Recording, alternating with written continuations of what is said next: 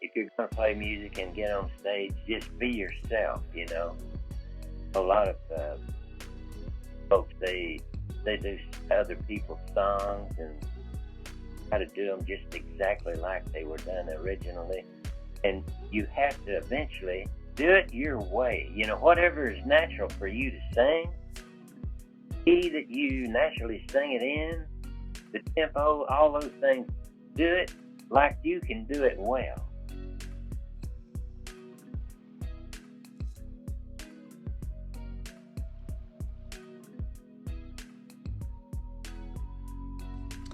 Welcome, everybody. So today on the podcast here, we are joined by a true legend, the one and only Mr. Del McCoury, one of the forefathers of bluegrass music.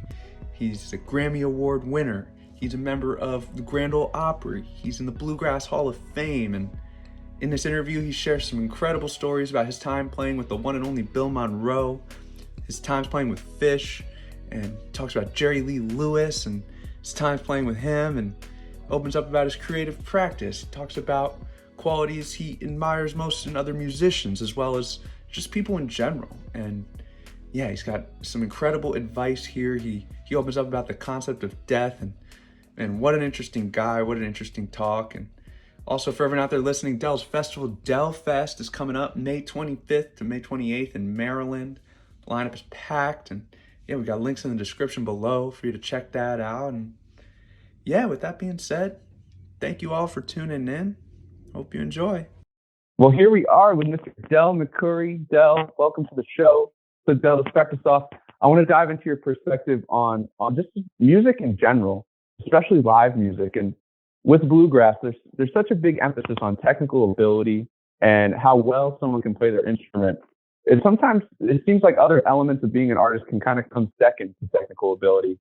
And I'd love to hear you talk to me a little bit about songwriting, about soul, and what you think that musicians who focus mainly on technical ability may be overlooking.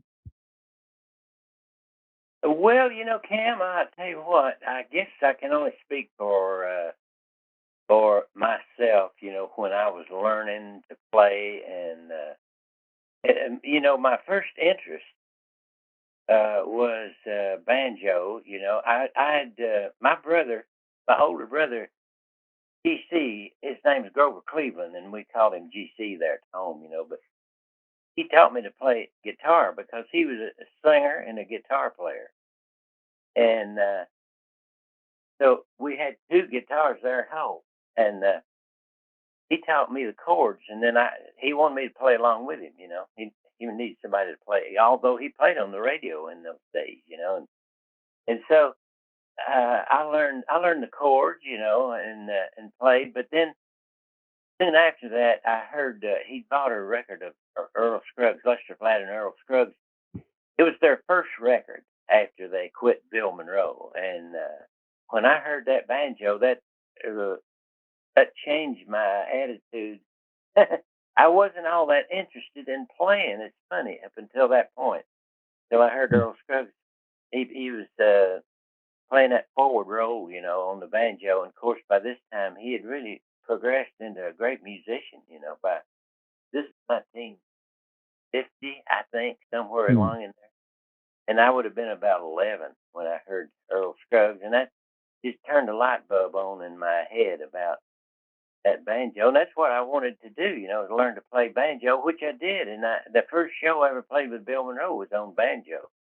And but in those days, for the most part, if you played an instrument, you had to you almost had to sing in a band if you were going to get in a band, because a lot of times the band would have solos and duets, trios, quartets, in the band. And so you almost had to learn a part, which I knew parts before I ever started playing. I don't know, for some reason, I could always find parts in a song, It's just that I wasn't that interested in doing it. But, so I kind of learned both things at the same time. I learned singing and playing back up to what I was singing, because usually a banjo would play back up to the singer, and it was, I guess it was that way in bluegrass for the most part. You kind of learn both things at the same time, Hmm. and I was interested in playing banjo, and I got a job with Bill Monroe, who was at that time was on Decca Records. He's on a major label, and he had the Grand Ole Opry.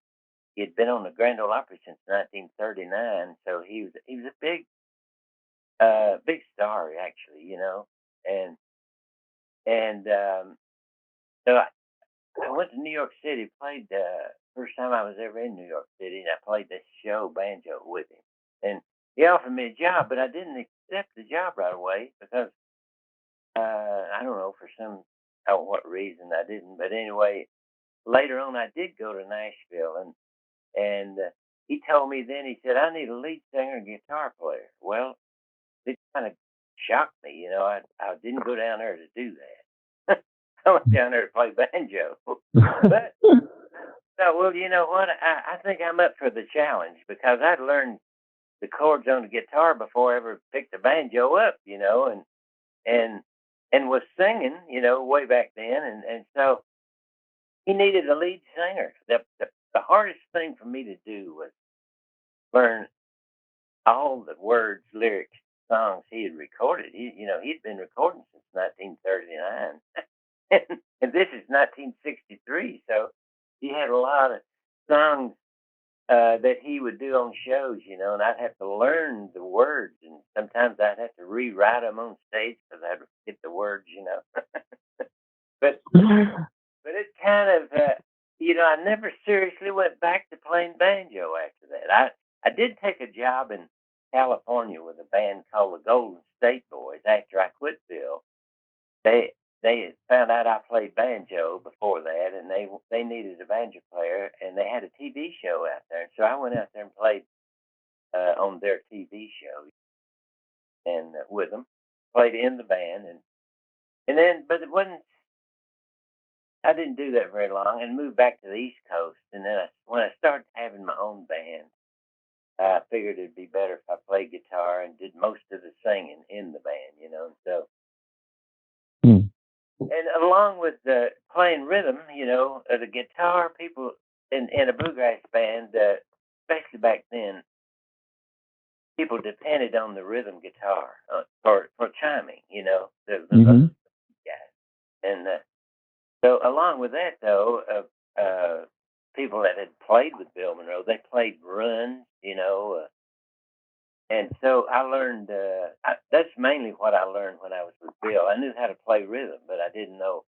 I wasn't good at playing runs, but I learned that with him, and Hmm. so Pretty cool the way you were able to pivot from banjo to whatever was needed back yeah, to your earlier guitar days. I think that's what it was.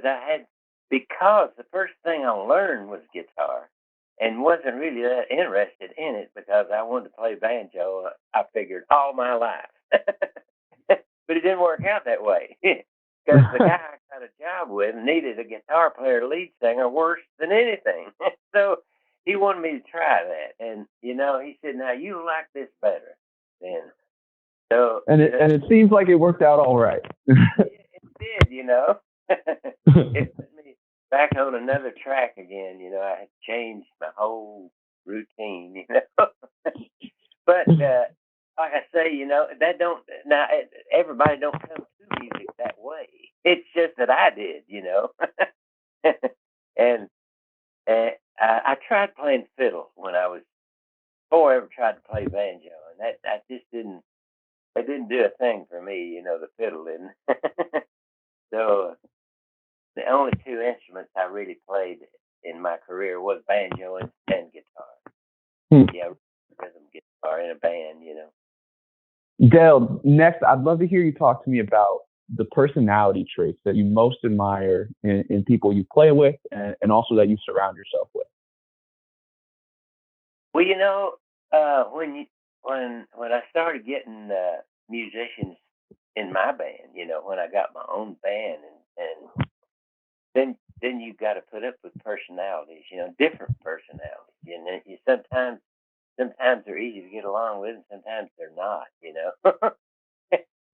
And but you know, I was always pretty easy going, and I would the musicians in my band. I never really got on. I never told them there's a certain way to play. When I auditioned musicians, I could tell right then if they were gonna suit me or play my style or whatever. You know, the timing. If their timing was good, you know, there's so many things to think about when you are a musician. And so I knew they had basic things before I ever hired them, you know. And so we'd get along. We'd get along good. But you know, a lot of them, the musicians I hired, they knew I had played with Bill Monroe and was on the Grand Ole Opry, and of course that had a lot to do with them wanting to learn what I was doing. You know, Mm. a lot of times bands get in a lot of arguments about if this guy wants to do this or this guy wants. Now I don't like to play it that way. Let's do it this way. But for the most part, you know, I had my own way at that. Mm. Whatever I said, you know, whatever, just whatever the way I sang and played, they had to match that, whoever they were. You know, and all the guys in the band that were in my bands back in those days, and so that works out a lot better, you know. Mm-hmm. 'Cause, so they'll try to do, you know, you almost have to try to do what the leader is doing in the band. That's the only way it's going to work. You got your own ideas about music, and they don't agree with the leader. You might as well go and start your own band. Amen. Amen. You know. But and I learned a lot from Bill Monroe. Of course, I learned a lot from another guy. I played for a guy named Keith Daniels. Played banjo in his band, and I learned a lot about being a professional musician and stage entertainer from him. And then, of course, I learned a lot from Bill Monroe just by their example. You know, they never would say, now, when you're up there, you got to stand like this, or you got to, you know, whatever. And the stage presence, you know, and all like that. I learned that from Bill Monroe, a lot of that. Because he, you know, when he was on stage, you know, you could tell he was the guy. Now, he never had a whole lot to say, but he let his music speak. His singing and mandolin playing spoke for him, you know. Hi, I'm Katie, producer of Weird Music Podcast. I want to give a big shout out to Voodoo Ranger.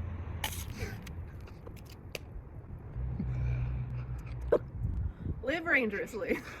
Well, if you made it this far, thank you for listening. Just want to let y'all know we've got these hand-dyed, ice-dyed Weird Music Podcast hoodies and also tees. If you'd like one, let us know. We'd love to get you one.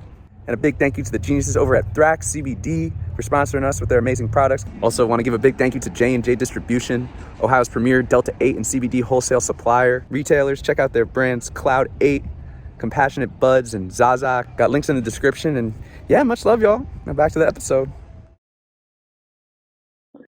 Del, I'd love to hear you, you know, in looking back at your career, at your life, and the success you've had. I feel like there's a difference between success and then actual fulfillment. And, you know, from your perspective in your career, I'd love to hear you speak a little bit about the success you achieved and how that might be different than fulfillment, and ultimately what's brought you the most fulfillment. Well, you know, in my younger days, I felt like, say, Bill Monroe, he started a style of music, which he did. He started a style of music. But he learned from people before, you know, when he was young, which I didn't realize. You know, you don't think about that. And Earl Scruggs, the same thing. He learned from, he started that he popularized the three-finger roll. But in the early days, he was learning things that Dixieland bands played, you know, and recorded them, like Bugle Call Rag and several, there's several tunes that he recorded in his early days that were Dixieland band songs, you know. So that therefore he was learning from other people too when he was young, you know.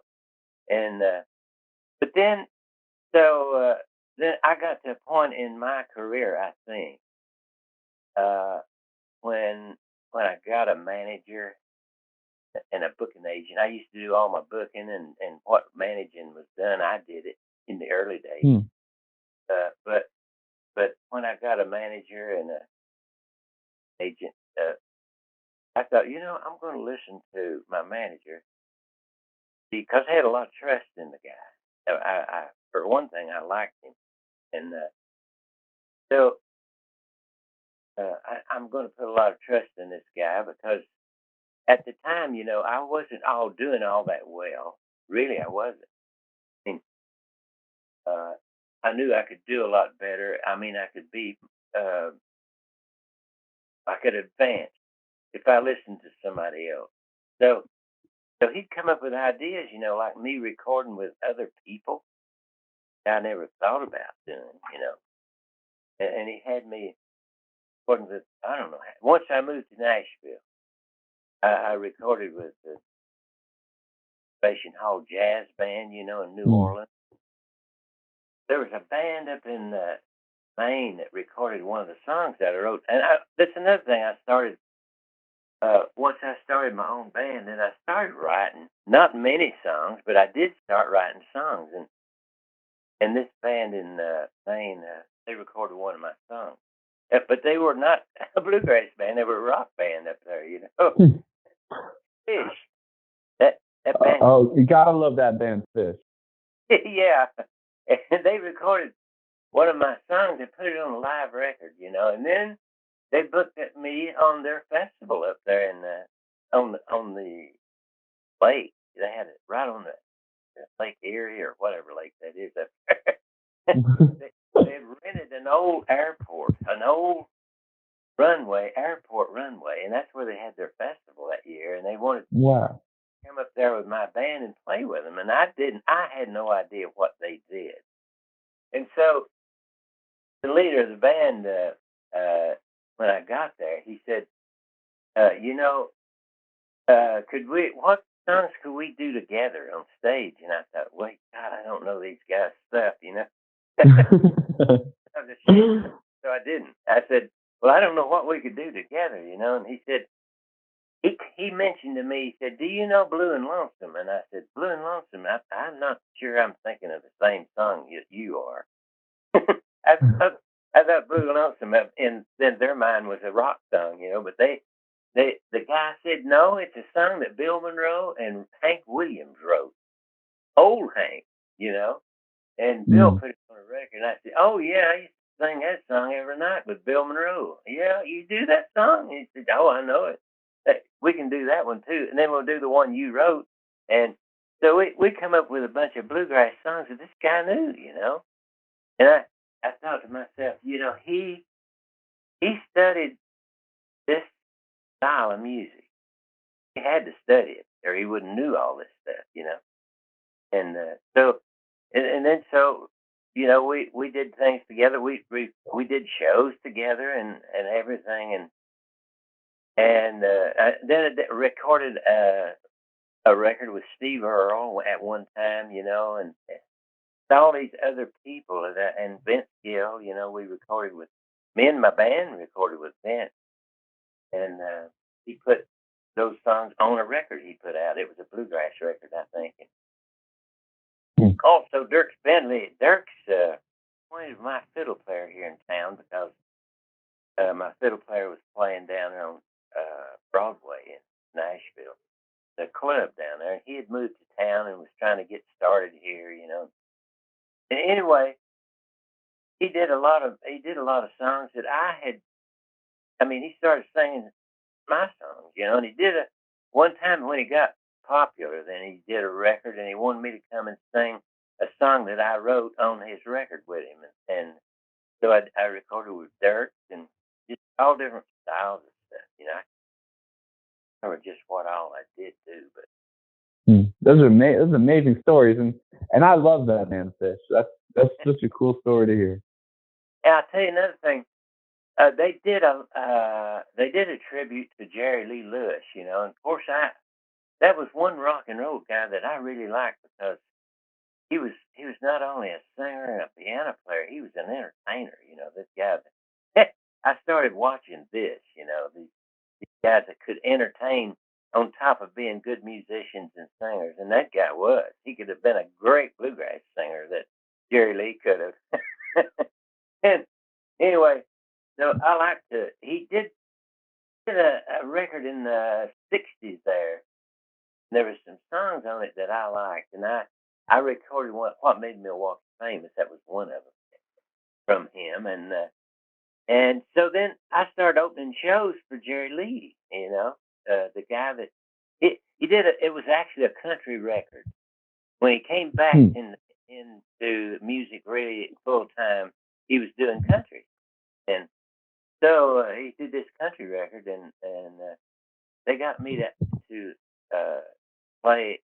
Several of the booking agents got me to open shows for Jerry Lee, and I got to know him, and he liked what we were doing. And come to find it out, he's a little bit older than me, about 3 years older than me, but when he and his fiddle player and electric guitar player were young, they were hearing Bill Monroe in the Grand Ole Opry, and they were doing all that stuff that Bill did, And so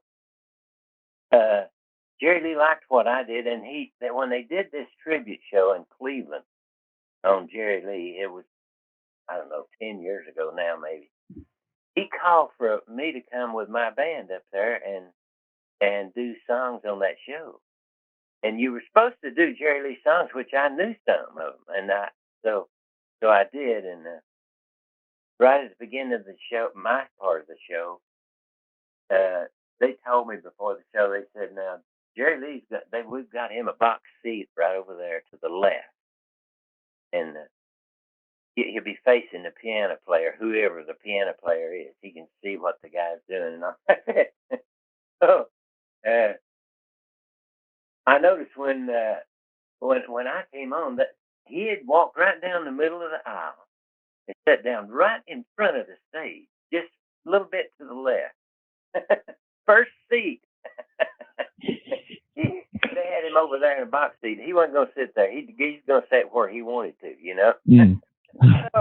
So he could see the show, and he sat there and looked up. You know how that is. The stage is up pretty high there, and he had to look up the whole time at the band that came on. And so I was kind of nervous, and I thought, oh, God, I need to talk to him a little bit before I start singing, So I went out on stage, and I said, Jerry Lee did a song on a record one time that I really liked, and it was called "What Made Milwaukee Famous Made a Fool Out of Me." And I said it was a little short, and I hope you don't mind. I wrote another verse for it, and I did that verse. He's the type of guy. He's dry, real dry. So he just sit there, and he didn't crack a smile. He nothing moved, man. He just kept looking at me like that. That's the way he was. That was his nature, and it made me more nervous. Oh, I'm sure. He didn't say nothing back. He just sat there and looked up there, just stared at me, and he could do that. But then, so I did his songs. I think I did one of the first songs that he ever wrote was called "At the End of the Road."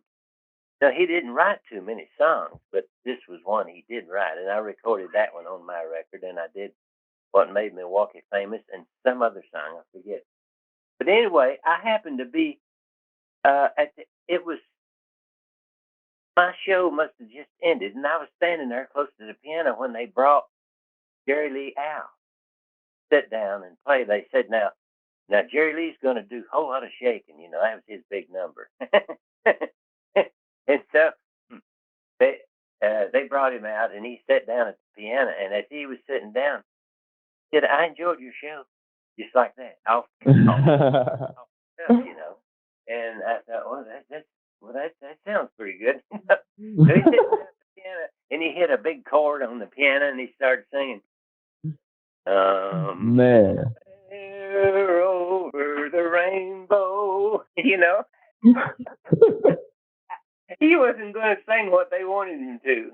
The establishment wanted him to sing a whole lot of shaking. He sang that slow song.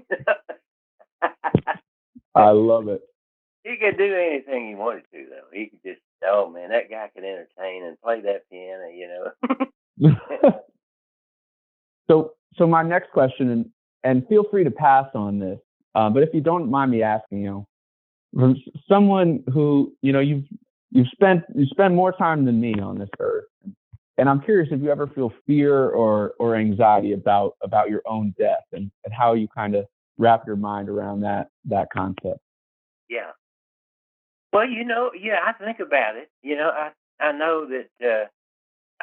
Yeah, I think about it, but I really don't worry about it. I really don't. I I figure I'm ready to go when the time comes. It's just I made it right with my Maker, my Lord, and I but I just don't think that much about it. I think my wife worries more about it than I do. You realize, that one of us is going to go before the other, and I said, yeah, I know that. But, I just never did worry about things like that. I do Mm. think about it, though. Mm. I tell you what we did. When I was about 70, I knew that my boys were dependent on me, completely. And so me and my manager now, that's another thing, he had the idea. He said, look, why don't we put those guys out on the road doing their own thing? We'll get their own booking agent, and have them do a record and do it that. And I said, me and my wife have talked about that. So if I would get sick, die, I don't know what they would do, because it'd take them a while to get established. Mm-hmm. So, but if we get them established before that time comes, then I won't worry as much, and neither will my wife Jean. About their future. Gosh, they've been they did a record. They got a Grammy, for the first record they did, and they're really set. The dates that they don't play with me, they've got all kind of dates they can play themselves. And they're good paying dates too. So that's one thing. It's off my mind. I don't worry about their future now, but them and the rest of the band. They're pretty well established. Actually, I think it's easier for me too now because I don't have to really hit the road that hard anymore. So I'm sure we all go through our own ups and downs mentally throughout our lives, and I'm sure you've maybe gone through some gray patches, of how your mental health's been at times. But I'm curious, like as you look back on life and how sometimes people can be in a dark spot, do you feel a sense of meaning with what your music, what kind of role it serves to your fans, and just with your career in general, about what you and your music means to people? Yeah, I do. And it's really hard for me to believe that it myself. I can remember looking up to Bill Monroe and Lester Flatt and Earl Scruggs and Jimmy Martin and guys like that. And I just can't put myself in the same category as those guys. Because they were kind of the inventors of this stuff. But at the same time, in a lot of ways, my I'm more famous than they were, because back in those days, when I was listening to those guys, they were not playing for really big money. They were, even though they had exposure, they had good record labels and all like that. But for one thing, rock and roll in the mid '50s really put a curtain on a lot of the bluegrass entertainers and the country people. Hmm. It really put a crimp on them, where where these days, it's different. It is. It's different, and it's easier to get exposure and but I think a lot I know I've done well with my music, but at the same time, I think it's a lot in breaks that you get in a lifetime. Uh, but I'm fortunate that I did get a lot of good breaks. Hmm. Yeah. I'd love to hear you talk about something with your creative process that you stay away from doing, that you avoid doing, that you think's helped you become successful. Oh, let's see here. I've always what I have done. I'll hear a song that has nothing to do with race, genre, and, and I like the song, and I have enough guts to go ahead and record that song, because because I really like the song, no matter where it came from. And a lot of people, I think they're a little bit afraid to do that, Hmm. but I've always been that way. Like especially country, I guess, influenced me more than anything when I was younger. And I recorded a lot of country songs through my recording career. But in the later years, I recorded songs from other. But people send me songs these days. I don't have to go looking for them. I'll get. During the pandemic hit March. I remember I was playing the Grand Ole Opry. I play it a lot of times on Tuesday night. I played it on March 9th, Tuesday night, when this thing broke. Hmm. But right that week, my manager and booking agent started canceling shows. And so I had this big box full of CDs that people send me, demos, songs that people have sent me, through the years that I just don't get time to listen to. But then I just took time to listen to that whole bunch of records and songs, and a lot of them just came from anywhere. I don't even know the people a lot of times. Fortunate that most of the time they put their name on their record somewhere where if I did record it, I could give them credit. There's one song that I did though. Now that I'm thinking about it, one song that I recorded, and I have never found the author,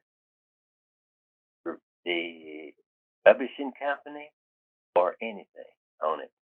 Hmm. And I recorded it, and we can't release it because of that. We've never found out the guy who wrote it, the guy that sang it on the demo. Wow. But all the others we do have. And so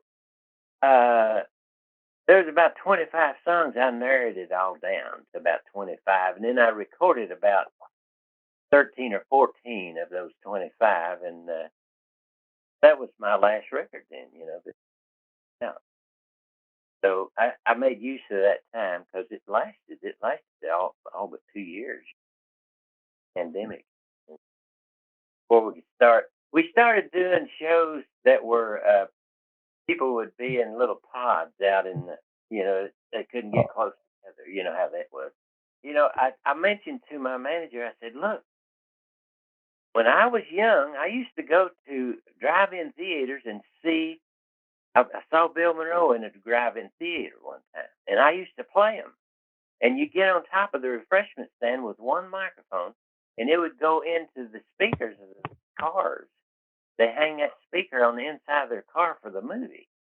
Huh. And this during the intermission, these bands would get up on top of that refreshment stand and sing and play. And when you sang a song and they liked it, or you played something they liked, they blow their horn.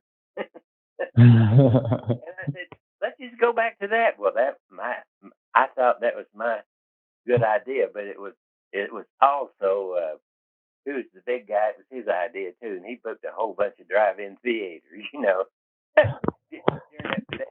all you had to do, you didn't have to associate with nobody. They'd be in their cars.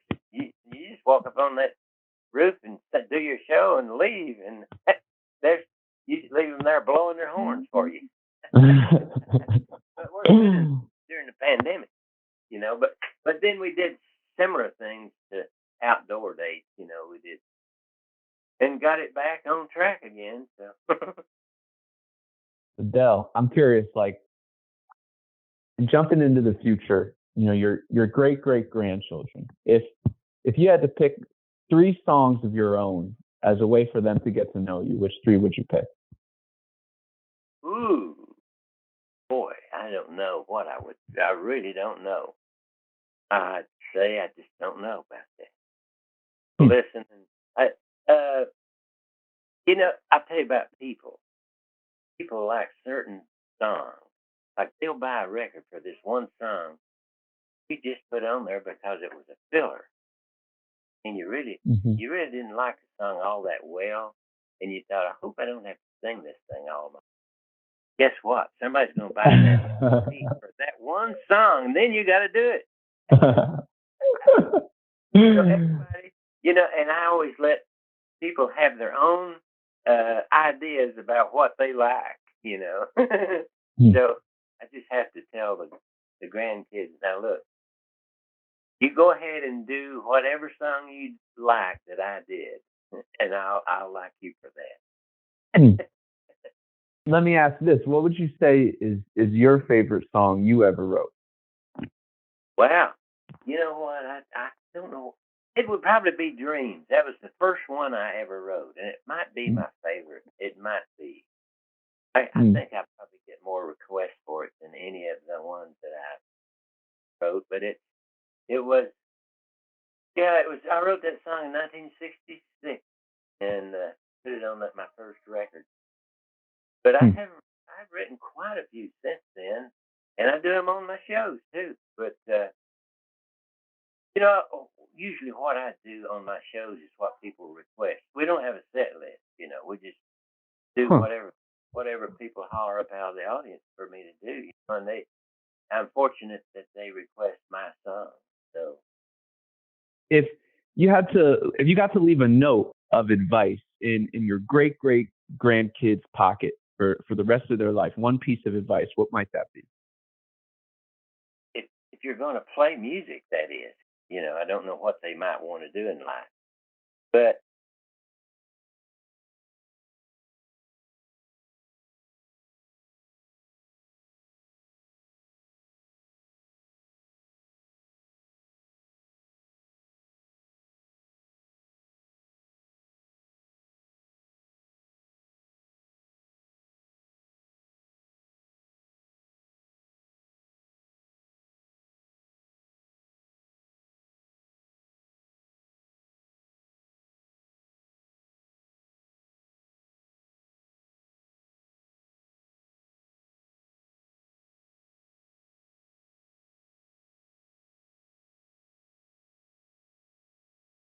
I love that. I love that.